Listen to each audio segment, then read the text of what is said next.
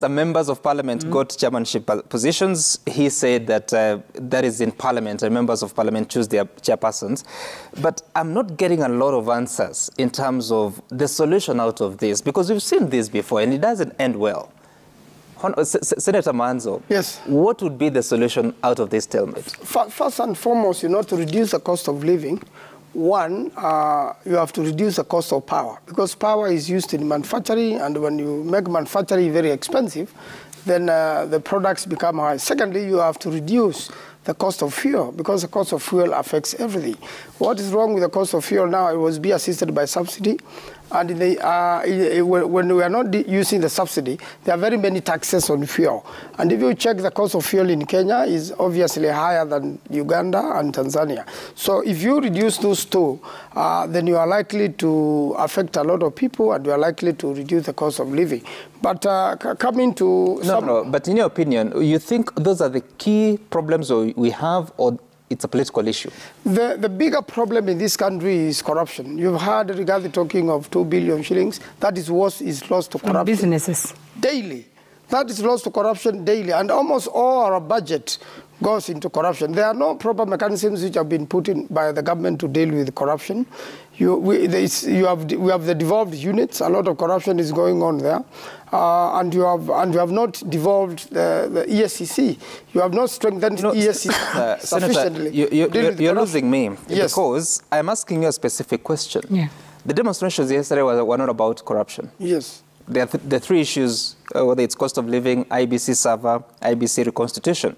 That aside, what we have now, the president and his deputy speaking against Raila Odinga and his team, is it an economic issue or is it a political question? It is a political. It's both. It's an economic issue and it's a political question. A political question. The political question is this way. Parliament is under capture.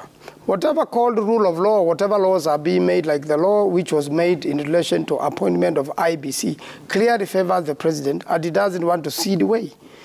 The power the president is holding is not his own power. It is the power of the people. And the people can decide to withdraw that power anytime, including exercising their Article 37, which is also a rule of law, which is law, which they have a right to follow, and making sure that he complies with what we are suggesting. The way forward on IBC, that law has to be brought back again to the House.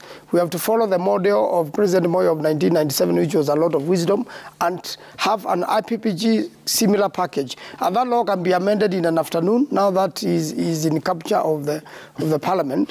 Once you amend that law, you will make sure that the arbiters, the referee of the coming elections, is an election everyone can believe in. But obviously, he wants to be re-elected, and he must use every opportunity he has now, calling it rule of law, which is not, to make sure he is re-elected and rules the people by his power. When there's all that suspicion, do you think there can be a solution? Well, yes, there can only be one solution. Parties have to talk. And the church has given that way forward. If the president thinks he's going to rule the country by force, not by law, and not by negotiating where there's a problem, and by making an unfair law. You can make a law which is illegal. A law which is arrived at by bribing members of parliament and by stealing members of parliament is not a law. It's anarchy. And at the moment you try to force that law on the people, you are going to get a revolution. So the president is looking for a revolution. So you want to talk? Parties must talk, must engage on this particular one. We amend that law, we go back to the drawing board, and we have a fair arbiter. The moment we have no fair arbiter, I don't see a reason of having elections in 2027. No need. Senator.